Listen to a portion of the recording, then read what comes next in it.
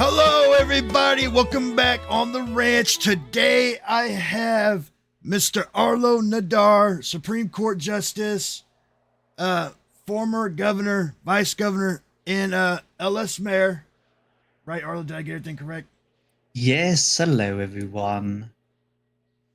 So, how's it been, Arlo? Out of the whole, not being a governor anymore. What is it like now? It definitely has taken a lot of time to adjust.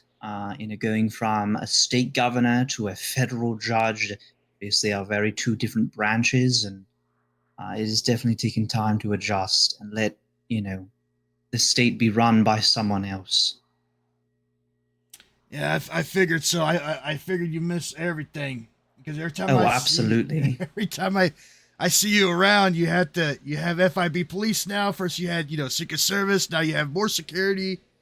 Um, I'm sure Carrie is a lot happier now, a little bit, right? Yeah, she is a lot happier that not as much attention is on both of us. And she has expressed that she is glad that it, quote, is over, end quote. That's good to hear. That's good to hear. I had Johan here the other day on my Oh, podcast. really? Yeah, you need to take a look at that episode. I got it on here on my laptop here, and I want you to. If I mean, you don't have to, but he tells me anytime I bring somebody on the podcast to have them try to buy his book.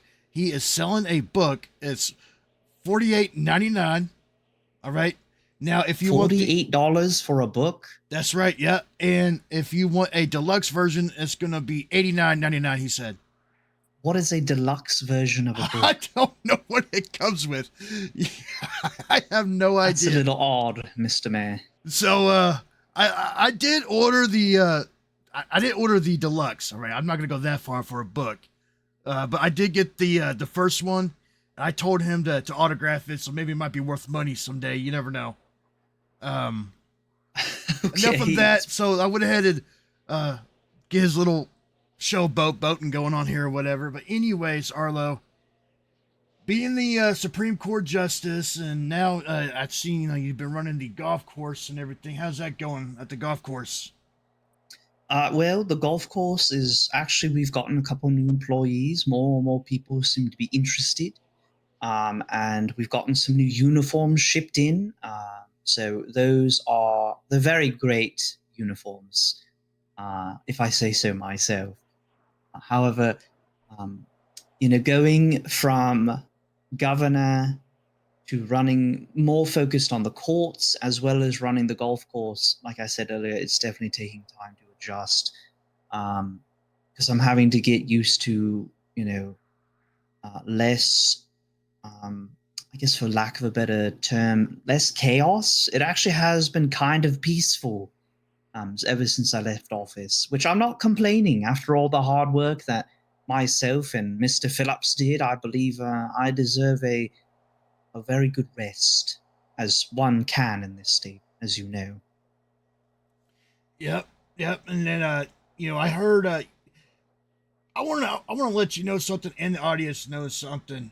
And this is kind of strange. I've been in the state for quite a while.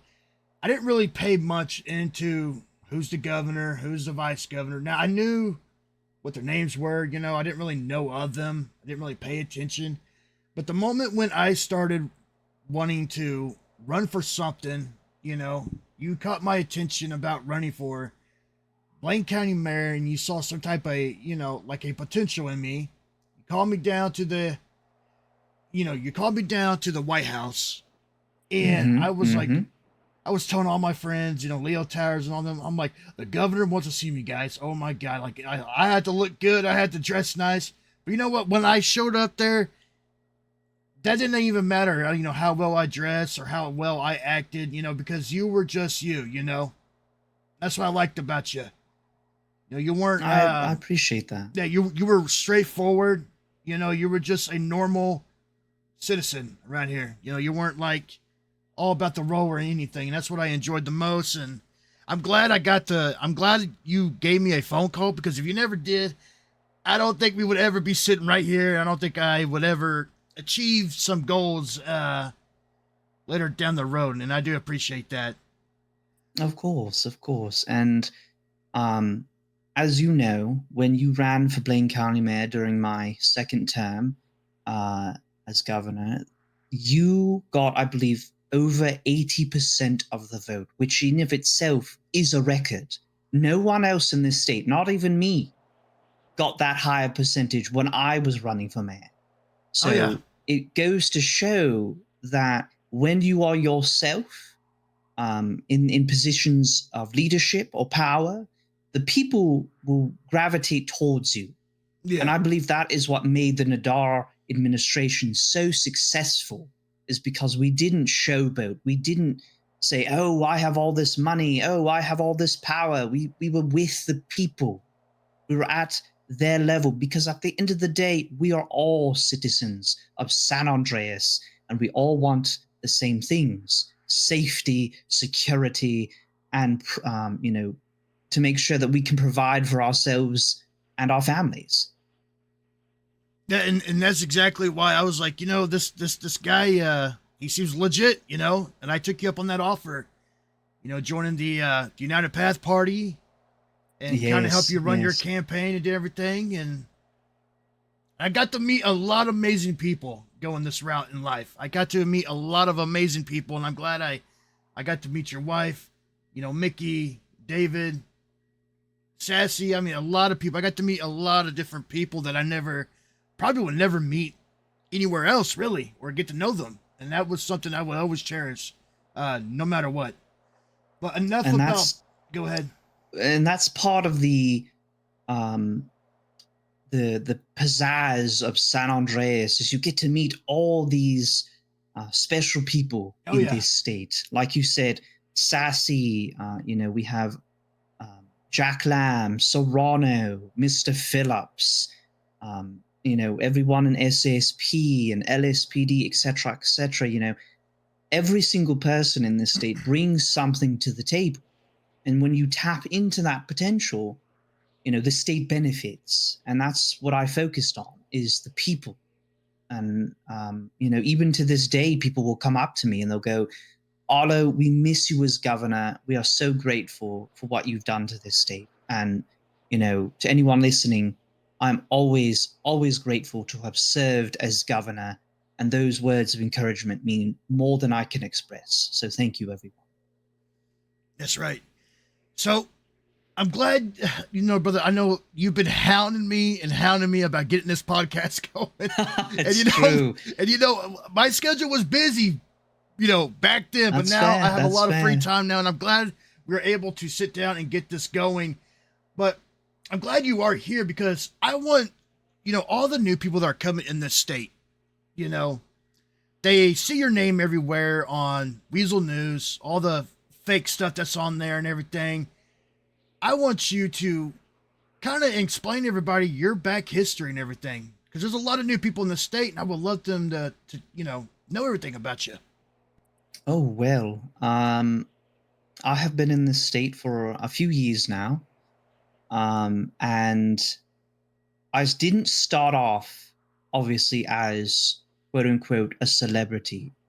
Um, I came into the state not really knowing where I wanted to be. I kind of moved up into Paleto Bay when I first arrived into San Andreas, into a small little home. And I then met the mayor of Paleto Bay at the time. His name was Nero Silvestro. He was a good friend of mine. God rest his soul. He tragically passed probably a year ago. But regardless, I ended up, seeing what he did for Paleto Bay. And then I read into one of the files in the city hall about the first Paleto Bay mayor, Colin Perez. And I fell in love with how he handled Paleto Bay. And that's kind of where my spark for San Andreas came from. And that is also why, when I took office as governor, the first executive order I ever issued was marking May 7th as Colin Perez Day, to honor him after he was tragically assassinated.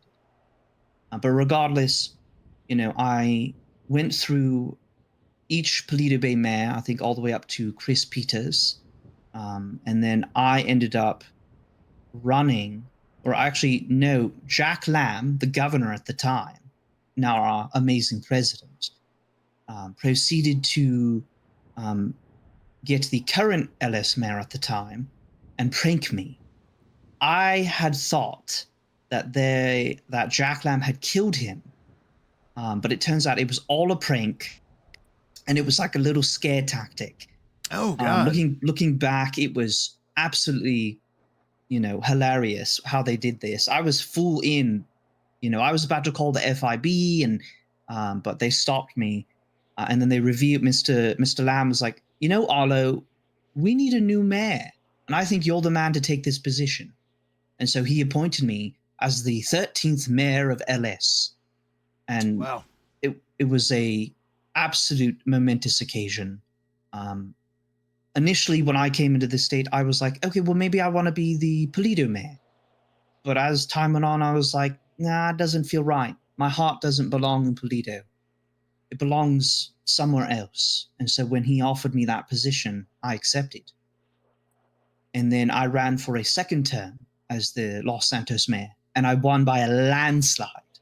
However, before I could serve the 30-day, minimum term, the governor at the time, Frankie Serrano, my mentor, said, hey, Arlo, I want you as vice governor.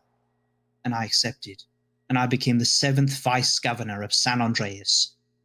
And from that point, my world changed. Oh, I bet. Serrano taught me so many things. I got access to more resources. I saw how I could help this state in more ways than just Los Santos. And then the spark continued to get bigger and bigger until it was a huge blaze of passion. And then I remember this very vividly. One day, Mr. Serrano called me to the back of the White House and he said, hey, Arlo, it's time for someone else to run this state. I'm not going to run for a second term. And I was like, Mr. Serrano, you sure? I mean, the people love you. He said, yes. I give you my blessing to run for governor. And my heart was very full that day. Until to this day, it is very full. And I ran for governor, and I became the 10th governor on May 4th, 2025. And ever since then, I have been absolutely enamored with this state. It was one of my biggest honors and privileges to serve in such a wonderful position. And then, of course, as you know, I then ran for a second term, which was historic. No one had run a second term since the traitor known as Higglebottom. And I won by a landslide again. I'm glad I was there for that too. Yes. And I'm glad that you were able to serve as, and I will say this on record, the best Blaine County mayor this state has ever seen. You had a passion and a fire like no other Blaine County mayor. Coming only second was Collivander, and I absolutely loved Collivander. But you, Mr. Pablo, had a passion like no other, and Blaine County benefited. I mean, look at Sandy Shores right now. Look how prosperous it is because of you, because of the Nadar administration. It's people like that that make this state successful. When they put aside their differences and they work towards the common goal, that is when we all benefit. So, I became the second term governor, and, change continued to happen. I passed more laws than any other governor. I know you were. The list goes on and on. I know you were always busy. I remember one day you're like, "Hey, Pablo, I'm just working on this law I did. What do you think about it?" And not even that. After you get done with that, the next day you're working on something new. You're always working for the state, always coming up with new ideas and everything. And that's what some people don't know.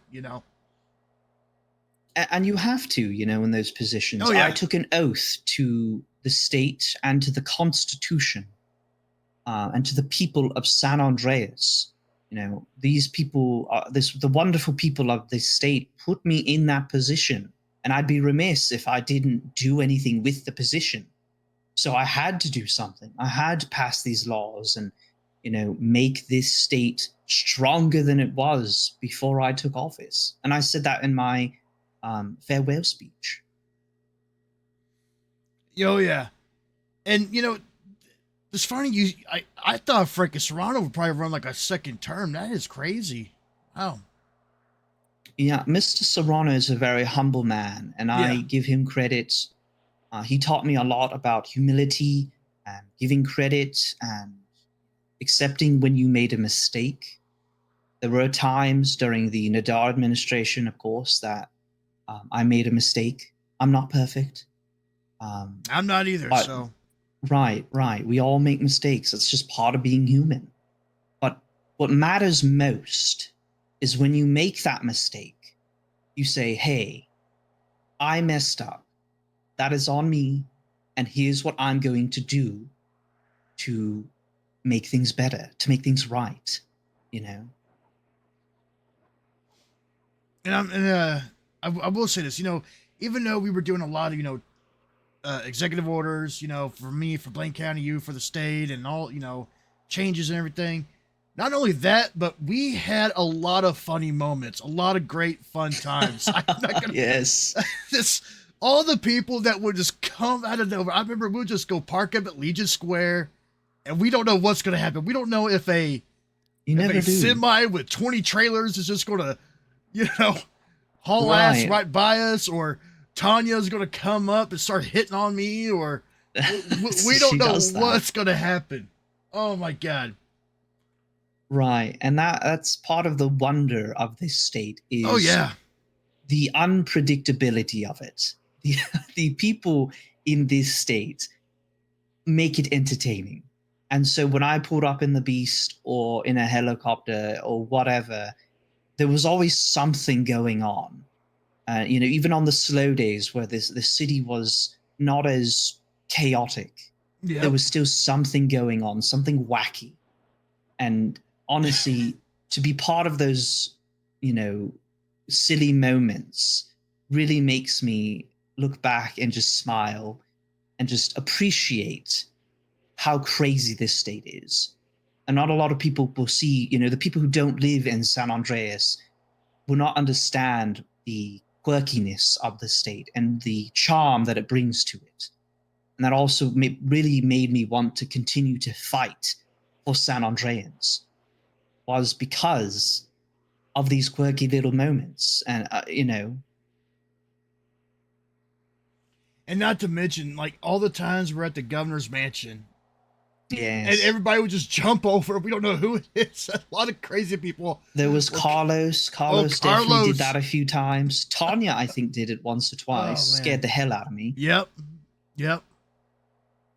And not only that, what about the crazy stories with David just doing something funny or just having a good time? Ah, yes. My ever-beloved vice governor. He kept Secret Service busy, boy. I tell you what. The first time I met David, the very first time I met David is that he invited me over to his house with you, right? I go in there. Yeah.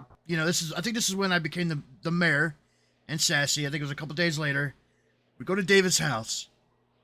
It's my first time being there, so I'm a little bit nervous, first time meeting David and everything. We go inside, and he's got maids everywhere. All the maids are everywhere. Yes, I remember this. He had one maid on top of the wall, scrubbing the wall down, twerking. I was like, holy shit, what is going on here?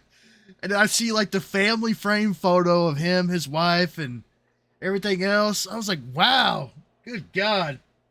Yeah. And I always said during my tenure as governor, Mr. Phillips provided not only support when I needed it, he's like my brother, but he also provided adventures for the Nadar administration. If you wanted to go do something wacky, Mr. Phillips was your guy. Of course, you and I had our own silly moments without him, but Mr. Phillips, absolutely phenomenal man. I can't express that enough. Every time you were with him, there was an adventure. Yep. regardless of if it was at the governor's mansion, if it was in Blaine County, if it was in Roxwood or Los Santos, wherever you were with Mr. Phillips, there was something crazy going to happen. And I absolutely adored it. What about the Mr. time Phillips is when- such a great man. What about the time when he made sure we would remember we rented those submarines, right?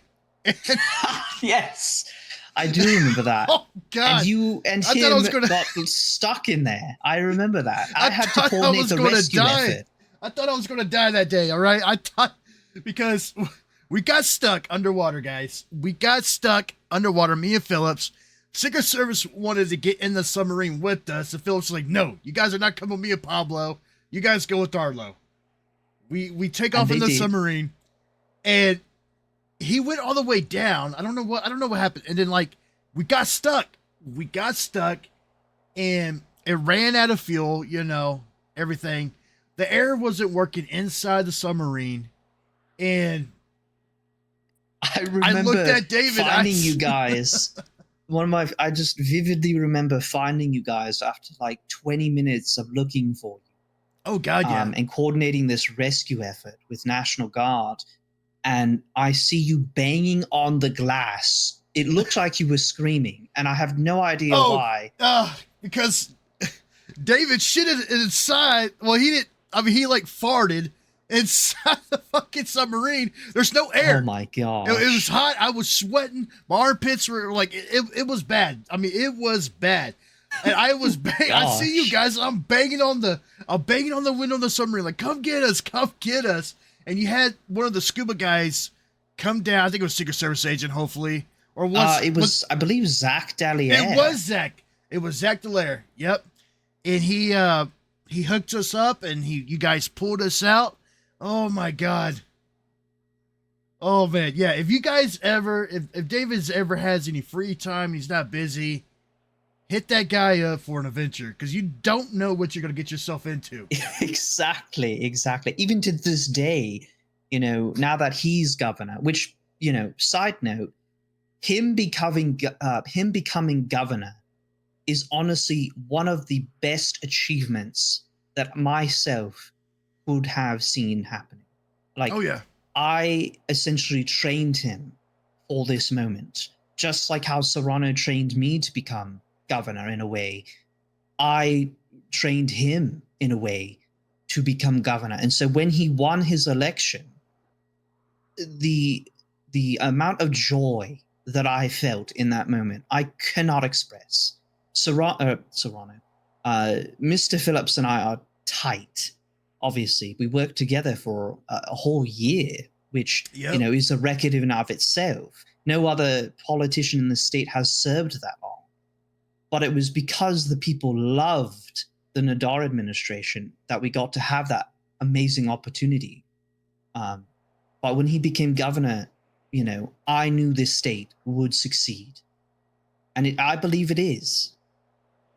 Despite the rocky start to the Phillips administration, I do believe that he is still the best choice out of, those two for this state. Yeah, it was a very rocky situation on everything, and it's been kind of a crappy year, but you know what? We're almost getting into the fall season of the year, and hopefully things will change, Just got to have a little faith in everywhere. Just like you told me the other day. You just got to have faith. And I know David will get everything right on the right path and get this state even more stronger. It's true. So he has, he's got, I think, 2 months. I think. But 3 or 2, today, today is the, as you know, Mr. Pablo, the 250th anniversary of America's independence from the UK. Now, as a British man, despite the obvious, I am still, honored to be alive for this momentous occasion, and even more so to see what Mr. Phillips is going to do with such a big occasion. As we stated prior, Mr. Phillips always goes big. That's Yep. just who he is. So Yep. I guarantee he's going to do something amazing today. Oh, I guaranteed he will, and hopefully I can see it or hear about it. But anyways, just to mention, it is the 250th, anniversary birthday, and I don't see where is your patriotic shirt at. I mean, look at me. I got my patriotic shirt. Well, had I known to put, my Oh yeah. patriotic outfit on, I would have. I figured you would have showed up to the podcast today with like a United Kingdom flag or something. Oh, I think that'd have been hilarious. I should have done that. It would. It really would. I think it would have I think it probably would have rattled some people, but oh well, you know what I mean? That's part of the fun, though. That is. That's part of the fun. I believe what I did for last year, because I was governor during last year's 4th of July, I believe I did something like that, just to, be a little silly. And part of, being in such a powerful and important position is you got to have fun. That's what Mr. Serrano always taught me. Don't take things too seriously or you're going to, start losing your hair. Yep. Obviously, take the serious things seriously, but if you take it too seriously,